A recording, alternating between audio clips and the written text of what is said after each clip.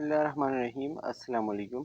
हमने जो जीनेटो urinary system का जो टॉपिक स्टार्ट किया था उसका हमने फर्स्ट पार्ट पढ़ा था। आज हम पार्ट 2 पढ़ेंगे और इसमें कुछ डिजीज़ेस कवर करेंगे और इंशाल्लाह नेक्स्ट पार्ट में हम ये चैप्टर क्लोज करेंगे।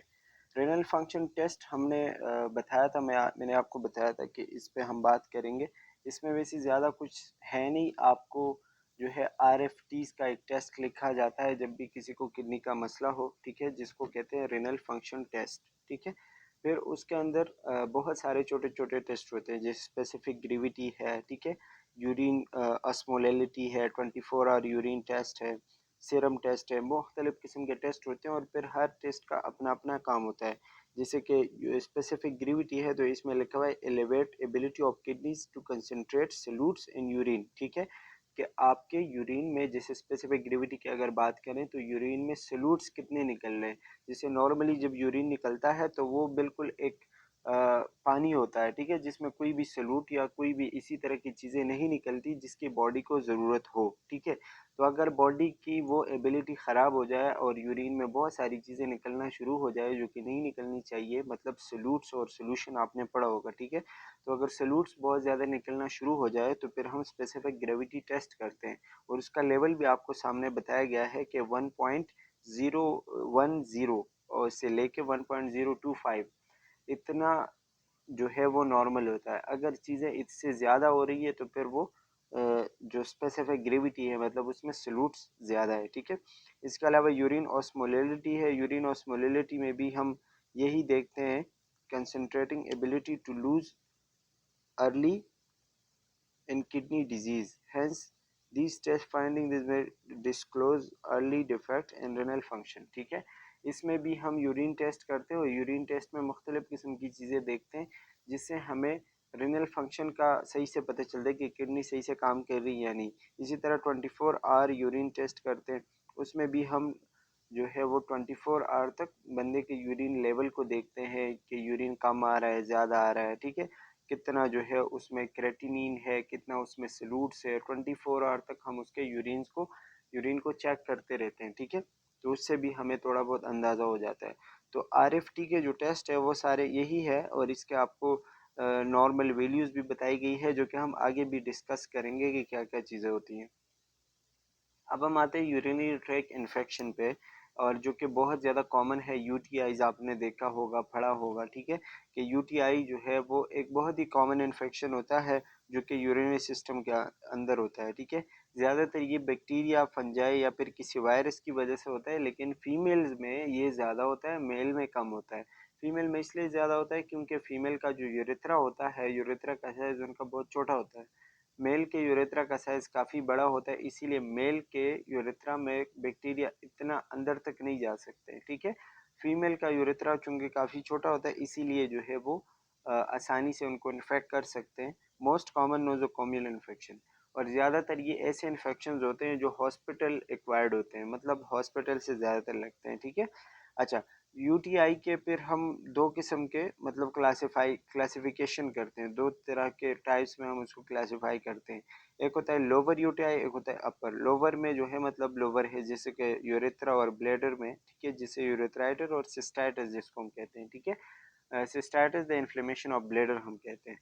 अगर इसी एरिया पे है तो वो लोअर कहलाएगा। अगर यूरेटर्स में है या फिर किडनी में है जिसको हम यूरेट्राइटिस या फिर पाइलोनेफ्राइटिस कहते हैं, ठीक है, तो वो फिर अपर यूटीआई हो जाएगा, ठीक है। अच्छा, फिर ये कभी कभी अनकम्प्लिकेटेड होते हैं, मतलब कभी कभी ऐसे होते हैं जो कि बहुत ज़्यादा ख़तरनाक इन्फेक्शन नहीं होता है, जिसको हम अनकम्प्लिकेटेड कहते हैं, और ये ज़्यादातर यंग लोगों में होता है, यंग फीमेल यंग मेल में होता है, ठीक है। लेकिन और ये ऐसे भी नहीं होते, कम्युनिटी एक्वायर्ड होते हैं, मतलब ऐसे ही नॉर्मली जैसे हो जाते हैं, ठीक है, मतलब घर में या फिर किसी गंदगी की वजह से कोई थोड़ा बहुत इन्फेक्शन हुआ, उसको अनकम्प्लिकेटेड हम कहेंगे। लेकिन जो कम्प्लिकेटेड होते हैं वो ऑफन ज़्यादातर जो है वो हॉस्पिटल एक्वायर्ड होते हैं, मतलब हॉस्पिटल से ही लगते हैं कि आप किसी मरीज़ के पास जाते हो या ख़ुद कोई बंदा बीमार है, ठीक है, और उसको दूसरी कोई बीमारी है और उसके साथ साथ उसको यूटीआई भी हो गया, ठीक है, तो इसी तरह, या फिर किसी को कैथेटर वगैरह लगा हुआ है, तो इसी तरह के मरीज़ों में ये ज़्यादा होते हैं। अच्छा, कॉजेज़ की बात करें तो वही ई कोलाई, इस्करिकिया कोलाई जो है एक किस्म का बैक्टीरिया होता है जो कि जीआई सिस्टम से ज़्यादातर आता है और किडनी में जाता है, फिर ये यूटीआई का मसला होता है, ठीक है। और स्पेशली जब एक फीमेल प्रेग्नेंट होती है, प्रेगनेंसी में जो है वो चीज़ें हो सकती हैं, यूटीआई हो सकता है, ठीक है। या फिर जो मीनोपॉज उनका चलता है, ठीक है, मतलब after the cessation of menstrual cycle, कुछ 40-45 ईयर के बाद ये चीज़ होती है। तो ऐसे फीमेल में, या ऐसे फीमेल जो बर्थ कंट्रोल पिल्स ले रही होती है, मैंने आपको बताया था कि वो जब लेती हैं तो बॉडी का नॉर्मल फ्लोरा जो है, मतलब जो नॉर्मल बैक्टीरिया वगैरह है, ठीक है, वो चेंज हो जाता है और वो अपॉर्चुनिस्टिक बन जाता है, मतलब उनको इन्फेक्शन कॉज करने का मौका मिलता है और वो फिर इन्फेक्शन कॉज करते हैं, ठीक है। इसके अलावा वो लोग जो एंटीबायोटिक्स वगैरह बहुत ज़्यादा लेते हैं, या फिर किसी को ऑलरेडी किडनी स्टोन्स वगैरह है, ठीक है, तो उस उनको ये मसला हो सकता है।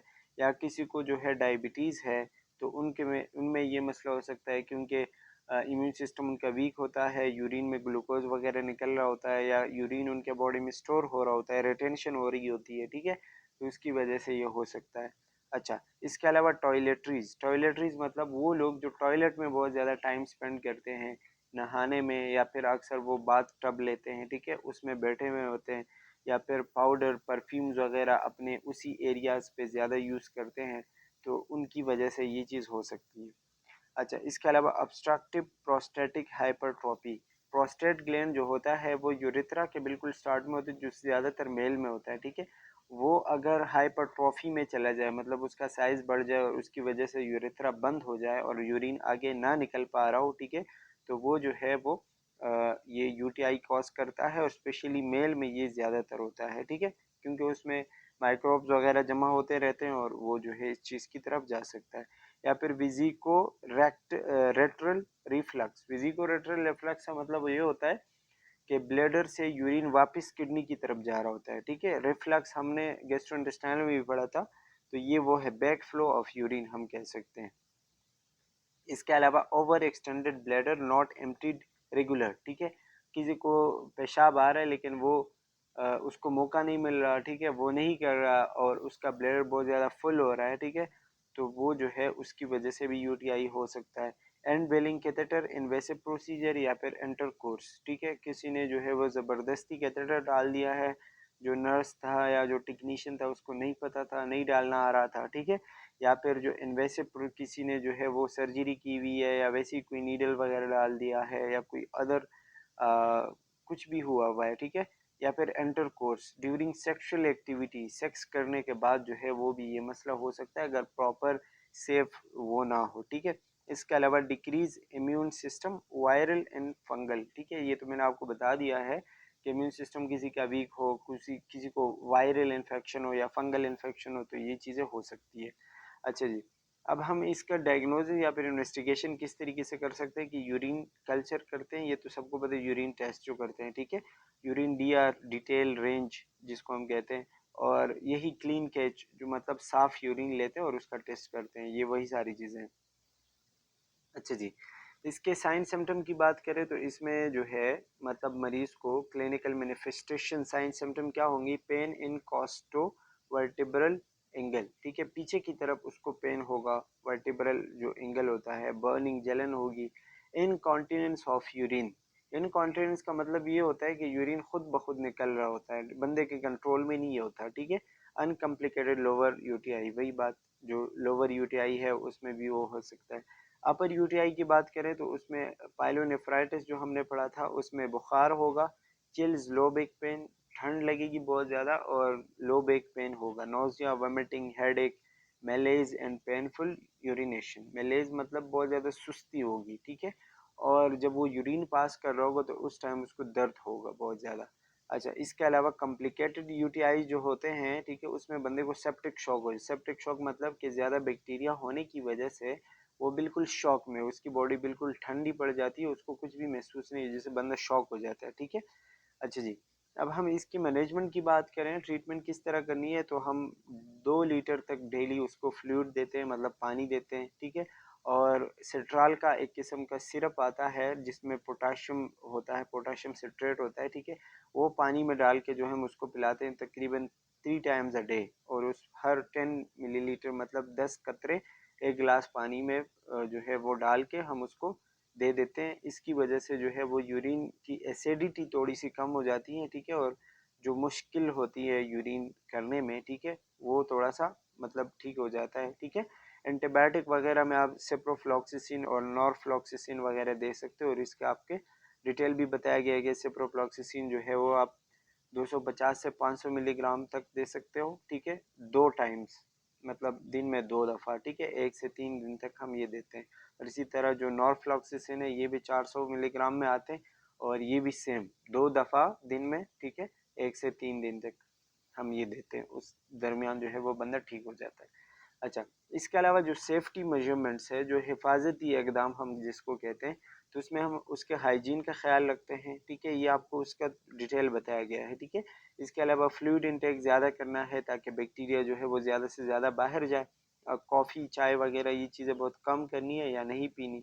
वॉइडिंग हैबिट मतलब ये कि अपने यूरिन करने के हैबिट को इम्प्रूव करें, हर 2 से 3 घंटे बाद जो है यूरिन पास करें और फुली अपना ब्लैडर जो है वो एम्प्टी करना चाहिए। Void immediately after sexual relation and take prescribed single dose of an oral antimicrobial agent, ठीक है। वही बात के सेक्सुअल रिलेशन यानी इंटर कोर्स के बाद भी जो है वॉइड यानी यूरिन पास करना चाहिए, और अगर कोई इस तरह माइक्रोब्स या फिर कोई इन्फेक्शन का ख़तरा हो तो एंटी माइक्रोबियल ड्रग्स भी लेने चाहिए। अच्छा, इसके अलावा थेरेपी जो इलाज है, मतलब जो मेडिसिन आपको बताए गए हैं वो आपने टाइम टू टाइम लेने हैं, ठीक है। बैक्टीरिया अगर है तो उसको एंटी माइक्रोबियल थेरेपी आप ले सकते हो, ठीक है। और मेडिकेशन को यूरिन को जो है वो आ, ये लिखा हुआ है, the medication should be taken after emptying the bladder, ठीक है। जब आप बिल्कुल यूरिन पास करेंगे, आपका ब्लैडर एम्प्टी होगा, तो आप जाके मेडिसिन लेंगे। अच्छा जी, next disease is acute glomerulonephritis, ठीक है, जिसको हम शॉर्ट में जीएन कहते हैं। ये जो है इस कोई एक डिजीज़ नहीं है, इसमें बहुत सारे डिजीजेज होते हैं, लेकिन ये एक ही जगह पे जाके इफेक्ट करते हैं, और वो है ग्लोमेरुलस जो नेफ्रॉन का पार्ट होता है, ठीक है। और ये एक इम्यूनोलॉजिकल रिएक्शन, मतलब इम्यून सिस्टम खुद ही जो है वो अपने आप के ऊपर अटैक करता है। इसमें लिखा है पोस्ट स्ट्रेप्टोकोकल जो है, मतलब जब बॉडी के अंदर नॉर्मली स्ट्रेप्टोकॉक्सी बैक्टीरिया आता है जो कि नेक और लंग्स और चेस्ट कैविटी के ऊपर अक्सर जो है वहाँ पे इन्फेक्शन पैदा करता है, ठीक है। लेकिन वो बैक्टीरिया जब बहुत ज़्यादा बढ़ जाए और वो उस इन्फेक्शन क्रिएट करने के बाद जो है वो सॉरी किडनी में आ जाए, ठीक है, और किडनी में जो है वो ये चीज़ फिर प्रोड्यूस करता है, जिसको हम ग्लोमेरुलोनेफ्राइटिस कहते हैं। अच्छा, ये वही लिखा हुआ है, result in proliferative and inflammatory change with in glomerular structure, ठीक है। ग्लोमेरुलस का जो स्ट्रक्चर होता है या उसका जो शेप होता है, ठीक है, उस पे ही ये जाके असर करता है, और उसमें जो है चेंजेस लेके आते हैं, क्योंकि उसमें इन्फ्लेमेशन वगैरह हो जाता है, तो वो उसमें जो है वो होल्स बन जाते हैं, ख़राब हो जाता है, जिसकी वजह से वो यूरिन जो है वो डिस्ट्रॉक हो जाता है, ठीक है। वो ग्लोमेरुलस ख़राब हो जाता है, इन्फ्लेमेशन हो जाता है, और स्क्लेरोसिस बन जाते हैं, मतलब वहाँ पे दाग धब्बे और उसकी जो लेयर्स होती हैं वो ख़राब हो जाती हैं, ठीक है। Glomerulonephritis is an umbrella term for various, वही मैंने आपको बता दिया कि ये एक अम्ब्रेला है, मतलब इसके नीचे बहुत सारे डिजीज़ हैं, ये कोई एक डिजीज़ का नाम नहीं है, जिसमें स्पेशली एक नेफ्राइटिक और नेफ्रोटिक डिजीज आते हैं, ठीक है। नेफ्राइटिक डिजीज जो है ये आपको बताया गया है, meaning there is leakage of both red blood cell and a mild amount of protein, ठीक है। मतलब ये कि नेफ्राइटिक सिंड्रोम जब जिसको होगा, या तो ये जो मतलब जो ग्लोमेरुलोनेफ्राइटिस है, ये 2 किस्म का होगा, ठीक है, नेफ्राइटिक होगा या नेफ्रोटिक होगा। नेफ्राइटिक जो है इसमें मतलब उसमें लीकेज होगा, ठीक है, ग्लोमेरुलस से लीकेज होगा, उससे white blood cells, red blood cells, hormones और न्यूट्रिएंट्स वगैरह जो है वो क्या होंगे, रिलीज होंगे, लीक होंगे, और वो यूरिन में जाके निकलेंगे।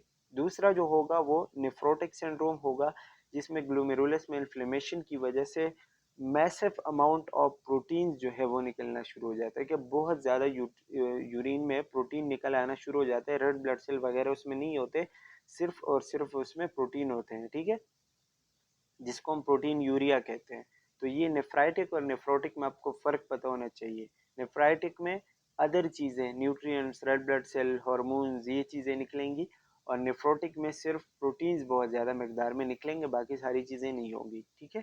पैथोफिजियोलॉजी की बात करें तो इसमें अगर बैक्टीरिया आया हुआ है, मतलब स्ट्रेप्टोकोकस वगैरह है, तो उसके खिलाफ एंटीजन, मतलब वो एक एंटीजन है ना, मतलब एक बॉडी के बाहर से आई हुई चीज़ है तो एंटीजन है, उसके खिलाफ बॉडी क्या करती है, एंटीबॉडीज़ बनाती है, तो एंटीजन एंटीबॉडी प्रोडक्ट बन जाता है जिसके साथ वो जाके अटैच हो जाता है, ठीक है।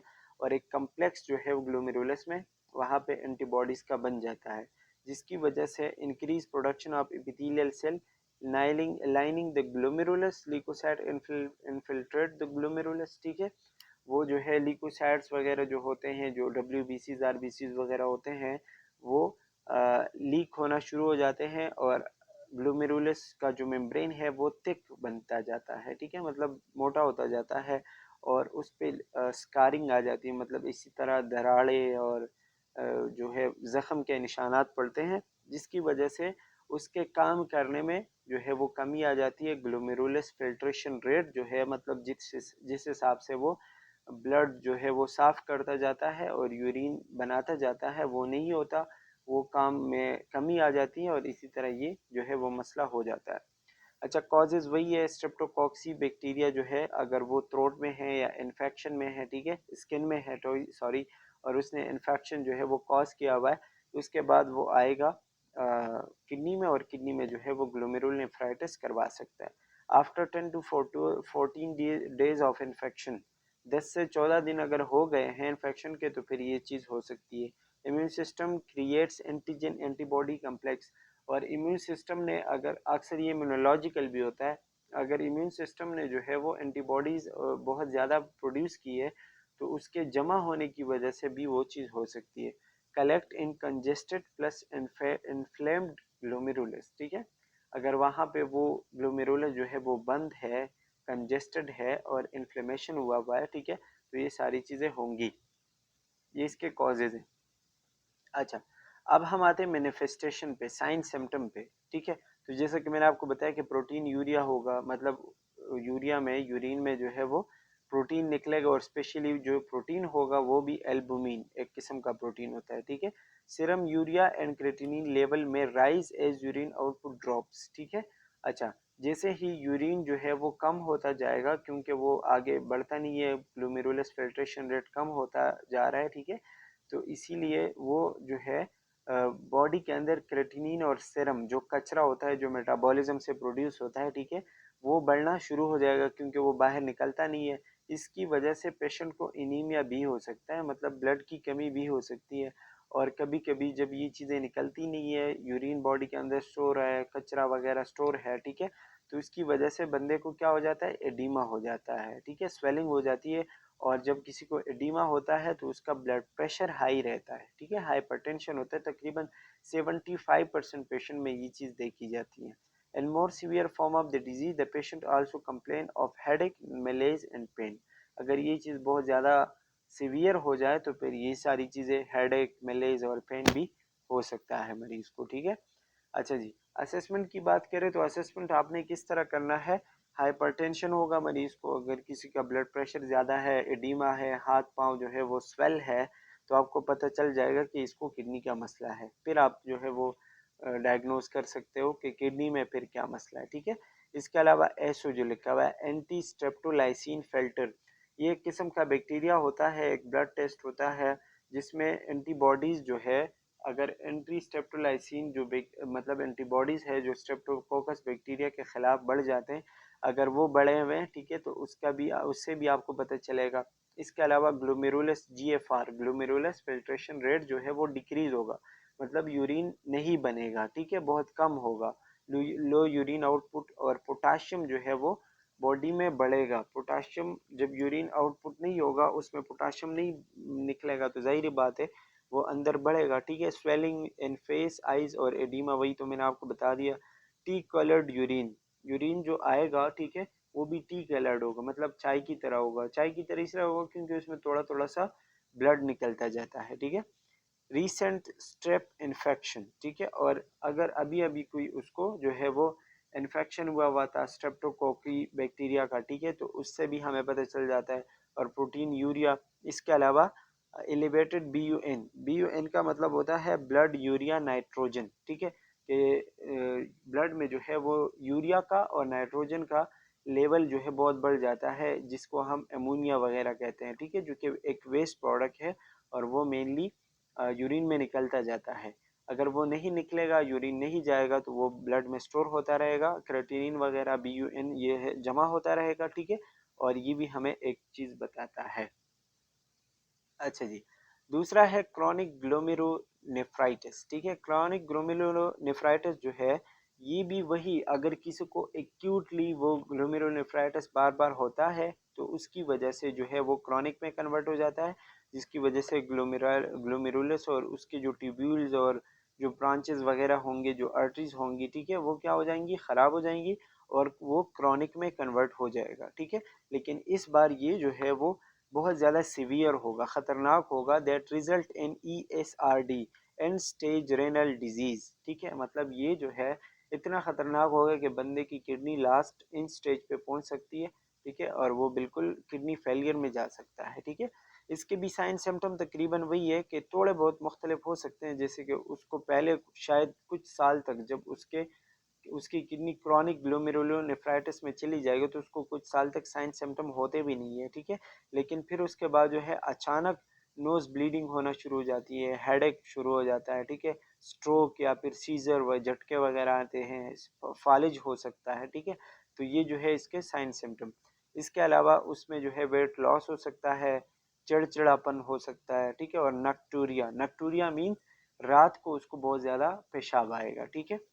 अच्छा जी, इंटरवेंशन की बात करें, मतलब आपने जो है उसको मैनेज किस तरह करना है, इलाज किस तरह करना है, ठीक है। तो उसमें हम वाइटल साइन देखते हैं, इनपुट आउटपुट ऑफ यूरिन देखते हैं कि जितना वो पानी पी रहा है उतना पेशाब वो कर भी रहा है या नहीं कर रहा, ठीक है। और यूरिन जो आ रहा है उसका कैरेक्टरिस्टिक कैसा है, कम है, ज़्यादा है, उसका कलर कैसा है, ठीक है, ये सारी चीज़ें हम उसमें देखते हैं। इसके अलावा उसका वेट देखेंगे। डाइट में हम उसको जो है वो सोडियम नहीं देंगे। सोडियम क्यों नहीं देंगे, क्योंकि डाइट रिस्ट्रिक्शन, वही बात कि क्या क्या चीज़ें नहीं देनी। सोडियम नहीं देंगे क्योंकि सोडियम जो है वो वाटर को स्टोर करता है, वाटर को जाने नहीं देता। अगर हम सोडियम देंगे तो बॉडी में वो वाटर स्टोर होता रहेगा, बाहर नहीं जाएगा, तो मज़ीद एडीमा और वो सारी चीज़ें हो जाएंगी, ठीक है। पोटाशियम भी आप दे सकते हो। पोटाशियम जो है अगर उसको ओलिगो यूरिया है, मतलब उसको यूरिन बहुत कम आ रहा है, ओलिगो यूरिया जिसको हम कहते हैं, तो फिर हम पोटाशियम भी उसको नहीं देंगे ताकि वो यूरिन उसका जारी रहे, ठीक है। इसके अलावा एडमिनिस्टर डायरेटिक्स, डायरेटिक्स वो मेडिकेशन होते हैं जो बॉडी से पानी निकालते हैं, ठीक है, तो वो वाले मेडिकेशन देंगे अगर एडिमा है या फ्लूइड बॉडी में बहुत ज़्यादा हुआ है। और इसके अलावा हम लंग साउंड देखते हैं, लंग साउंड सुनते हैं, आपने हेल्थ असेसमेंट में पढ़ा होगा। अगर उसमें से आपको क्रेकल्स जैसे कि एक आवाज़ आ रही होगी लंग से, ठीक है, उसको हम क्रेकल साउंड कहते हैं, जो कि पल्मोनरी एडिमा का साइन होता है, जिससे कि जब मतलब लंग्स में पानी जमा होना शुरू हो जाता है बहुत ज़्यादा, तो उसमें से एक आवाज़ आती है जिसको हम क्रेकल साउंड कहते हैं, ठीक है। तो वो हमें बताएगा कि कहीं पल्मोनरी एडिमा तो नहीं हुआ है। इसके अलावा वही BUN और क्रिएटिनिन लेवल हम देखेंगे, अगर वो बढ़े हुए हैं, ठीक है, तो वो हमें रेनल फेलियर का बताते हैं। अच्छा जी, अब हम आते हैं एक्यूट रेनल फेलियर पे, और ये नाम से पता चलता है कि जब अचानक की जो है वो रेनल जो किडनी है वो फेल हो जाए, उसको हम एक्यूट रेनल फेलियर कहते हैं। ये अचानक होता है बिल्कुल किसी एक्सीडेंट की वजह से या बिल्कुल डिहाइड्रेशन की वजह से, और ये जो एक्यूट होता है ये रिवर्सिबल हो सकता है, मतलब ये ठीक हो सकता है, ठीक है, लेकिन अगर क्रॉनिक है तो फिर उसमें ठीक होने के चांसेस नहीं होते, ठीक है। कॉजेज़ क्या होता है, कॉजेज़ मतलब ये कि इसमें पहले लिखा हुआ है प्री रेनल मतलब कि शायद पहले किसी और मसले की वजह से किडनी ख़राब हो, जैसे कि किसी को हार्ट का मसला है, ठीक है, तो उसकी वजह से जाके किडनी पे असर पड़ता है और किडनी ख़राब हो जाती है, तो वो प्री रेनल कहलाएगा। मतलब रेनल यानी किडनी के बाहर का कोई मसला है, ठीक है, तो उसमें जो है वो मतलब वो चीज़ जाके किडनी के ऊपर असरअंदाज होती है और किडनी में मसला होता है। फॉर एग्ज़ाम्पल अगर किसी को हार्ट का मसला है कि उसके हार्ट के मसल सही से काम नहीं कर रहे हैं, ठीक है, तो उसकी वजह से क्या होगा, हार्ट कंट्रैक्ट नहीं होगा। हार्ट जब कंट्रैक्ट नहीं होगा तो ब्लड ज़्यादातर मतलब बाहर नहीं जाएगा, पूरा ब्लड बाहर नहीं जाएगा, ठीक है। जितना किडनी को ज़रूरत है उतना ब्लड बॉडी को किडनी को नहीं मिलेगा, जिसकी वजह से किडनी के जो नेफ्रॉन और जो सेल्स है वो ख़राब होना शुरू हो जाएंगे, ठीक है। और इस चीज़ को हम एक्यूट रेनल फेलियर कहेंगे। अच्छा, जब आप इस हार्ट का इलाज करेंगे और हार्ट आउटपुट सही होगा तो किडनी भी सही हो जाएगी, इसलिए कहते हैं कि ये रिवर्सेबल है, मतलब आप इसको ठीक कर सकते हो, ठीक है। या फिर दूसरी चीज़, अगर बॉडी में बहुत ज़्यादा ब्लीडिंग हो रही है, बहुत ज़्यादा खून बह रहा है अंदर, ठीक है, और उसकी वजह से ब्लड नहीं मिल रहा किडनी को, तो ये भी हो सकता है। या बहुत ज़्यादा डिहाइड्रेशन है, पानी नहीं पी रहा बंदा, पानी की बहुत ज़्यादा कमी है, हाइपोवोलेमिया जिसको हम कहते हैं। या फिर बर्न्स, कोई बंदा जो कि जल गया है, ठीक है, तो उस जले हुए जगह से जो है वो पानी और लिक्विड एवापोरेट होता रहता है, तो बॉडी में पानी की कमी आती है, जिसकी वजह से एक्यूट रेनल फेलियर हो सकता है। अच्छा, दूसरा कॉज जो है वो है इंट्रा रेनल, मतलब अब की बार जो है वो किडनी में ही मसला है, किडनी को जो है कोई डैमेज वगैरह हुआ है, ठीक है। जैसे कि नेफ्रोटॉक्सिक ड्रग्स, ऐसे ड्रग्स लेते हैं लोग, ठीक है, जिसकी वजह से जो है वो किडनी पे गलत असर होता है, साइड इफेक्ट में जाके किडनी ख़राब होती है। जैसे कि एनसेड्स है, ठीक है, दर्द वगैरह के लिए जो लेते हैं, इन्फ्लेमेशन इन्फेक्शन के लिए लेते हैं, एंटीबायोटिक्स जैसे अमीनोग्लाइकोसाइड्स वगैरह है, ठीक है, या फिर कीमोथेरेपी, कुछ लोग जो कैंसर का इलाज करवा रहे होते हैं तो वो, या कंट्रास्ट डाई, कुछ कलर्स वगैरह जो लेते हैं, ठीक है, मतलब कुछ ऐसे कलर्स वगैरह अपने बॉडी के ऊपर लगाते हैं, या फिर इस तरीके के चीज़ें होती हैं, तो वो ख़तरनाक हो सकता है। या फिर किसी को कोई इन्फेक्शन है, ग्लोमेरुलोनेफ्राइटिस जो अभी हमने पढ़ा, या कोई इंजरी हुई है, एक्सीडेंट हो गया, किडनी पे जाके चोट लगी है, ठीक है, तो ये सारी चीज़ें जो है वो इंट्रा रेनल कॉजेज में आती हैं। इसके अलावा पोस्ट रेनल, पोस्ट रेनल मतलब किडनी के नीचे वाले हिस्से में, जैसे कि नीचे वाले का मतलब ये कि किडनी के साथ साथ जो अर्गन जटे, जैसे यूरेटर है, यूरेथ्रा है, ठीक है, ब्लॉकेज यूरिनरी ट्रैक्ट, जैसे यूरेथ्रा ब्लॉक है, या कोई यूरिन जो है वो बाहर नहीं जा रहा, वो ड्रेन आउट नहीं हो रहा, अपनी जगह पे खड़ा हुआ है, ठीक है, तो इसकी वजह से जो है वो मसला होगा, क्या होगा, किडनी में प्रेशर ज़्यादा होगा, वेस्ट ज़्यादा होगा, ठीक है, जिसकी वजह से किडनी के फंक्शन के ऊपर जाके असर होगा, ठीक है। अच्छा, इसके कॉजेज़ क्या क्या हो सकते हैं, मतलब जैसे कि किसी को किडनी स्टोन्स है तो वो स्टोन्स की वजह से रास्ता ब्लॉक होगा और आगे नहीं जाएगा। या किसी को जो है वो प्रोस्टेट ग्लैंड जो मैंने आपको बता दिया वो इनलार्ज हुआ हुआ है, हाइपरट्रॉफी है, ठीक है, तो वो भी यूरिन को आगे नहीं जाने देगा। या फिर न्यूरो इंजरी है, स्ट्रोक किसी को हुआ है, ठीक है, तो ब्रेन का हिस्सा डैमेज होता है, वो उस हिस्से से अगर यूरिन आउटपुट कंट्रोल है, ठीक है, तो ब्लैडर जो है वो एम्प्टी नहीं होगा, जिसमें यूरिन स्टोर होता रहेगा, और प्रेशर की वजह से जो है वो किडनी में ही जाके जो है वो मसला करता है। अच्छा, अब है बेसिक्स अबाउट किडनीज, ये कुछ चीज़ें हैं जो कि हर मेडिकल स्टूडेंट को पता होनी चाहिए अबाउट किडनीज, ठीक है। जैसे कि एक अवॉइडिंग हैबिट जो होती है, ठीक है, एक एडल्ट की, तो उसमें मतलब एक जो एडल्ट बंदा होता है वो एक दिन में तकरीबन 1 से 2 लीटर जो है वो यूरिन पास करता है। अब ये रेशो जो है वो आपको याद होना चाहिए, ठीक है।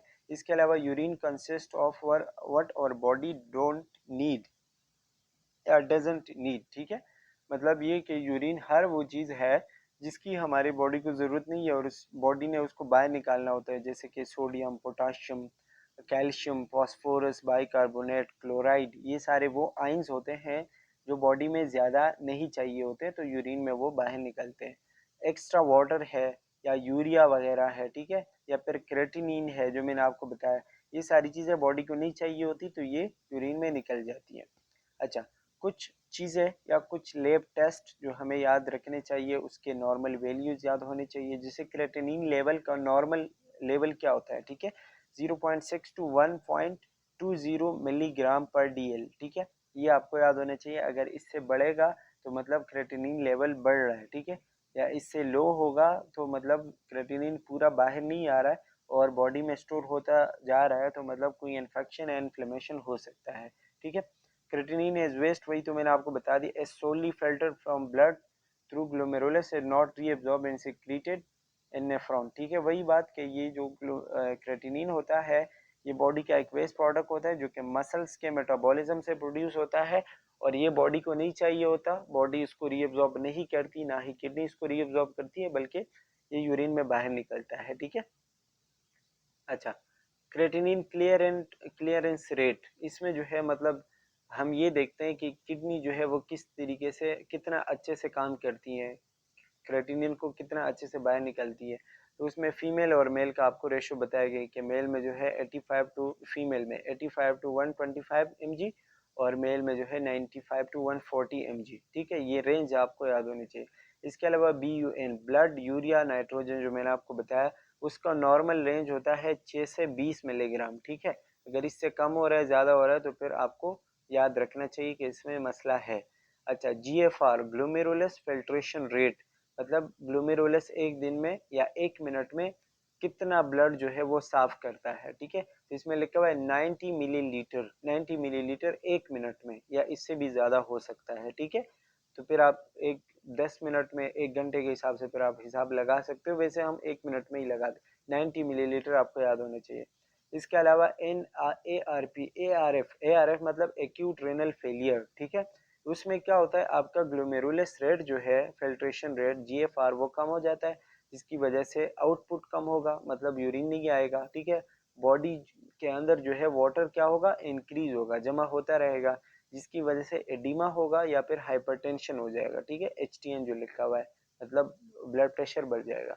अच्छा, इसके अलावा दूसरा काम क्या होगा, एजोटीमिया, वेस्ट जो है, मतलब क्रेटिनिन और वो सारी चीज़ें जो थी, वो बॉडी के अंदर क्या होंगी, जमा होना शुरू हो जाएंगी, जिसकी वजह से अगर हाइड्रोजन आयंस और ये सारी चीज़ें बॉडी के अंदर बढ़ जाएंगी, तो हाइड्रोजन आयन अगर रिमूव नहीं होगा और बाइकार्बोनेट वगैरह प्रोड्यूस नहीं होगा, ठीक है, तो एसिडोसिस में बॉडी चली जाती है, मतलब बॉडी के अंदर एसिडिटी बढ़ जाती है। एसिडोसिस अल्कलोसिस, ये हम नेक्स्ट जो है वो हमने पढ़ा हुआ है पैथोफिजियोलॉजी में, वो वीडियो आप देख लीजिएगा। एसिडोसिस अल्कलोसिस आपको अच्छे से पता चलेगा कि एसिडोसिस कब बनेगा और अल्कलोसिस कब बनेगा, ठीक है।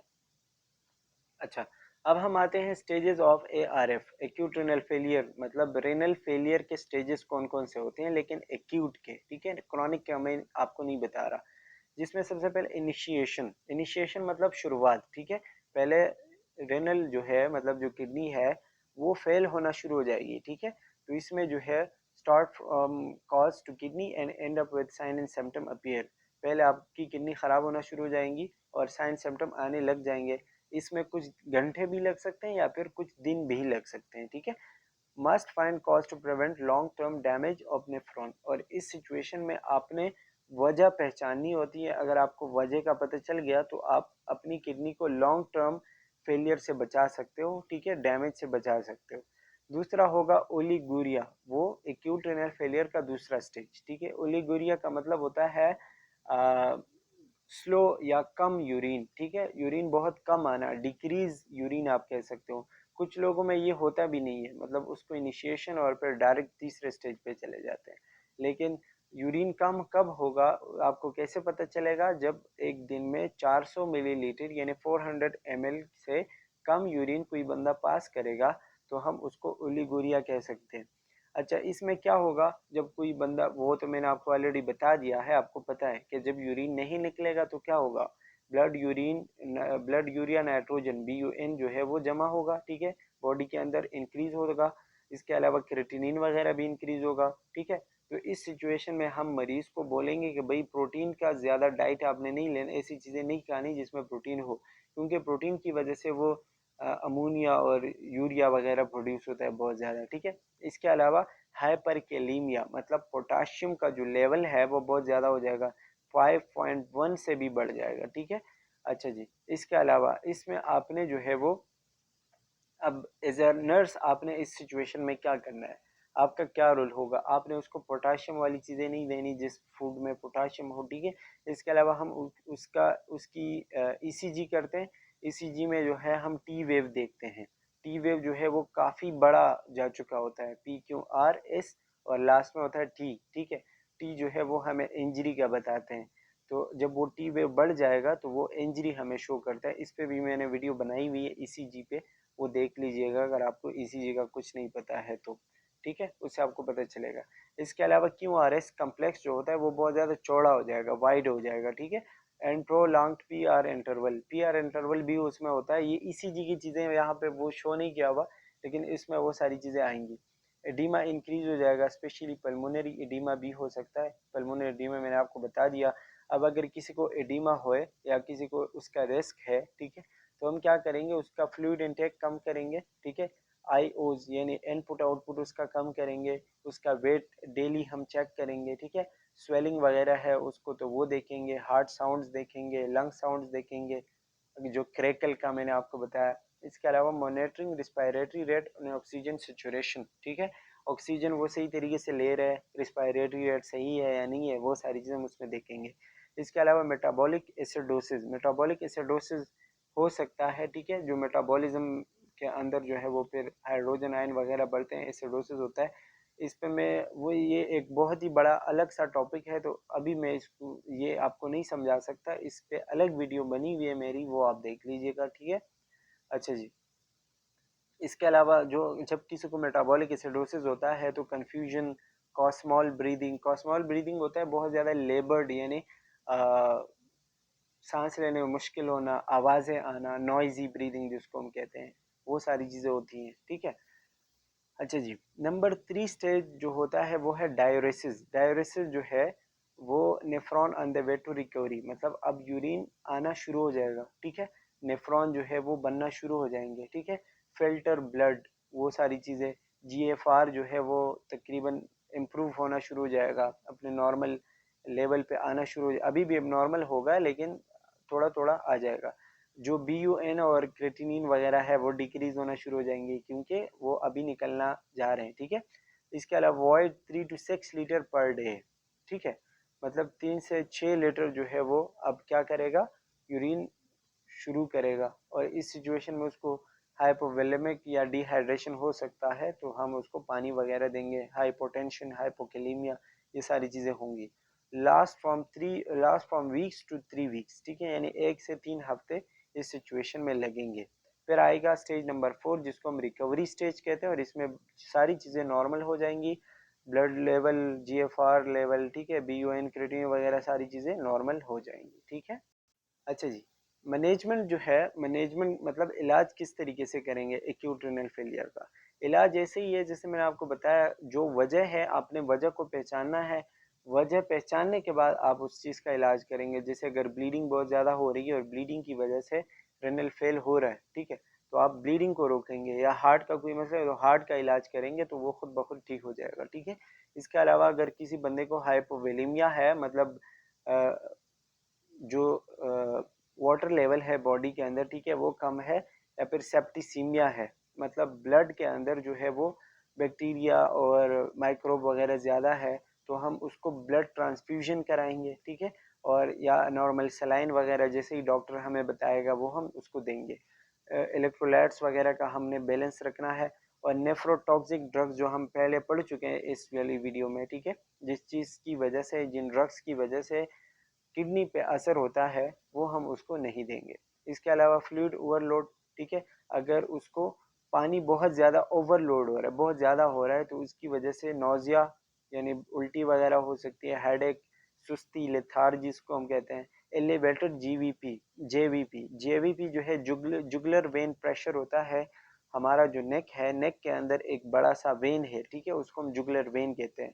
तो जब बॉडी के अंदर फ्लूइड बढ़ेगा तो वो वेन बिल्कुल बाहर की तरफ निकल आता है और काफ़ी बड़ा सा आपको मोटा नज़र आता है, जिसको हम जुगलर वेन प्रेशर कहते हैं, ठीक है। इसके अलावा पल्मोनरी एडिमा होता है, एसाइटिस, एसाइटिस का मतलब होता है पेट में पानी जमा होना, तो ये सारी चीज़ें फ्लूइड ओवरलोडेड की वजह से हो सकती हैं। अच्छा, पीरिकार्डियल एफ्यूजन, प्लूरल मतलब जो पीरिकार्डियम होता है, हार्ट के इर्द गिर्द की जो लेयर है और लंग के इर्द गिर्द की जो लेयर है, ठीक है, उसके अंदर भी पानी जमा हो सकता है, और जिसकी वजह से जो है वो हाइपरटेंशन हो सकता है, ठीक है, मतलब जब पानी जमा होगा तो हाई ब्लड प्रेशर होगा। अच्छा जी, अब हम इस चीज़ को कैसे रोकेंगे, मतलब ज़्यादा पानी को हमने क्या करना है, साल्ट एंड वाटर रिटेंशन, उसको मज़ीद पानी या फिर साल्ट यानी सोडियम नहीं देंगे, ठीक है।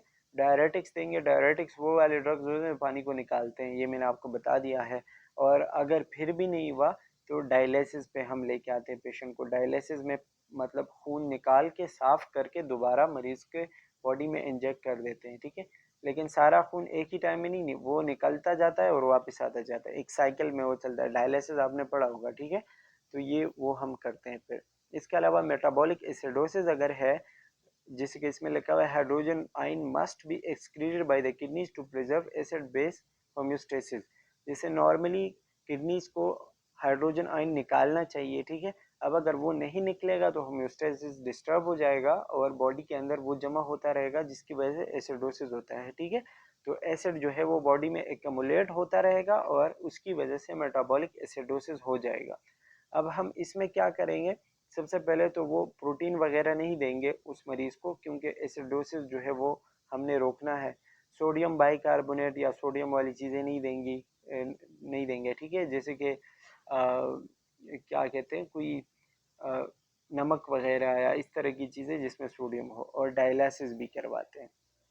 इसके अलावा मरीज़ को हेमाटोलॉजिकल डिसऑर्डर यानी कि एनीमिया हो सकता है, क्योंकि मैंने आपको बताया था कि स्टमक बार बार आ रहा है। किडनी के अंदर जो है वो एक किस्म का हार्मोन होता है जिसको हम एरिथ्रोपोइटीन कहते हैं, और वो आरबीसीज बनाता है।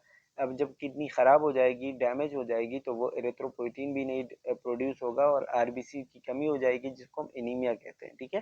तो इस सिचुएशन में फिर हम मरीज़ को ब्लड ट्रांसफ्यूज़ करवाते हैं और एरिथ्रोपोइटीन के इंजेक्शंस देते हैं, ठीक है। जैसे एपेरेक्स और एपोकीन वगैरह के नाम से आते हैं। तो ये एरिथ्रोपोइटीन के इंजेक्शन होते हैं, उससे वो हार्मोन जो है वो बैलेंस हो जाता है। इसके अलावा यूरेमिक सिंड्रोम, यूरेमिक सिंड्रोम जो है, सिंड्रोम का वर्ड जहाँ भी आता है वो आपको बहुत सारे साइन सिम्टम्स के बारे में बताता है, कलेक्शन ऑफ साइन सिम्टम आप उसको कह सकते हो। तो उसमें जो है बहुत ज़्यादा साइन सिम्टम मरीज को होते हैं, ठीक है। यूरिन ना पास होने की वजह से उसको जो है एनोरेक्सिया होगा, भूख वगैरह नहीं लगेगी, ठीक है। Nausea, vomiting, pericardial infusion, coma में भी जा सकता है। ये सारी चीज़ें उसको कहते हैं, मतलब यूरेमिक सिंड्रोम कहते हैं, ठीक है।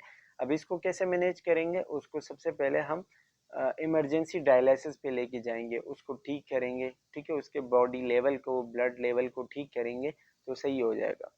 अच्छा जी, लास्ट वन जो इस वीडियो की आखिरी डिजीज़ है वो है क्रॉनिक किडनी डिजीज़, और इसके नाम से ही पता चलता है कि जब एक्यूट से बात क्रॉनिक में चली जाएगी और ज़्यादा टाइम तक वो रहेगा, वो क्रॉनिक रेनल फेलियर कहलाता है, ठीक है। और इसमें जो है वो लॉन्ग पीरियड तक वो चीज़ रहती है और ये इरिवर्सिबल है। जैसे कि एक्यूट में मैंने आपको बताया वो रिवर्सिबल है, और ये वाला जो है वो इरिवर्सिबल है, ठीक है। इसके भी कुछ स्टेजेस हैं, stage 1, stage 2, stage 3, stage 4, stage 5। अच्छा, स्टेज 1 में जो है किडनी डैमेज हो जाती हैं और नॉर्मल किडनी फंक्शन होता है, लेकिन यूरिन में जो है वो प्रोटीन थोड़ा बहुत निकलना शुरू हो जाता है, ठीक है। और तकरीबन 3 मंथ्स या उससे ज़्यादा तक ये स्टेज चलता है। और ग्लोमेरुलर फिल्ट्रेशन रेट जो होता है जीएफआर, उसमें 90 अबव होता है, मतलब नॉर्मल है, ठीक है। जैसे मैंने आपको बताया कि 90 मिलीलीटर जो है वो 1 मिनट में फिल्टर करता है ग्लोमेरुलस। फिर जब स्टेज 2 पे आता है तो स्टेज 2 में किडनी डैमेज होना शुरू हो जाती है, ठीक है। और जो रेनल फंक्शन होता है किडनी का वो थोड़ा बहुत लॉस हो जाता है, मतलब थोड़ा बहुत उसमें कमी आ जाती है, ठीक है। और जो जीएफआर है वो 60 to 89 हो जाता है, मतलब अब अपने नॉर्मल रेंज से कम होना शुरू हो गया है, ठीक है। इसके अलावा स्टेज 3 में जो है वो मज़ीद माइल्ड कमी हो जाती है या फिर सीवियर भी हो सकती है, ठीक है। और इसमें जो है वो 30 to 59 आ जाता है जीएफआर। अच्छा, स्टेज 4 की बात करें तो इसमें तकरीबन बहुत ज़्यादा किडनी ख़राब हो जाती है और 15 to 29 हो जाता है। और स्टेज 5 जो है वो एंड स्टेज रेनल डिजीज़ होता है, मतलब फिर वो आखिरी स्टेज होता है और वो 15 से कम होता है जीएफआर, ठीक है। तो मतलब ये एक स्टेज आपको बताए गए हैं जिसमें क्रॉनिक किडनी डिजीजेस हो सकती हैं। अच्छा, इसके डायग्नोसिस की बात करें तो वो सारी चीज़ें, कचरा वगैरह जो है वो इंक्रीज है, पोटाशियम, फॉस्फेट, कैल्शियम, मैग्नी, कैल्शियम जो है वो कम होगा, बाकी सारी चीज़ें इंक्रीज हो जाएंगी, ठीक है। अच्छा, इसमें लिखा ओलिगोरिया का तो मैंने आपको बता दिया कि यूरिन का कम आना, 400 ml से कम आना, ठीक है। और एनूरिया यानी यूरिन बिल्कुल भी नहीं आना, अगर आता भी है तो बिल्कुल कम, 100 ml से भी कम आता है, ठीक है। तो ये डायग्नोसिस में हमें हेल्प कर सकते हैं ये सारी चीज़ें। अच्छा जी, किडनी आल्सो प्रोड्यूस, किडनी के अंदर जो मैंने आपको बताया ईपीओ एरिथ्रोपोइटीन प्रोड्यूस होता है जो आरबीसीज को, आरबीसीज की प्रोडक्शन करवाता है, ठीक है। अब अगर वो नहीं होगा तो एनीमिया हो जाएगा, ठीक है। अच्छा, इसके अलावा रेनिन प्रोड्यूस करता है जो कि ब्लड प्रेशर को रेगुलेट करता है, ठीक है।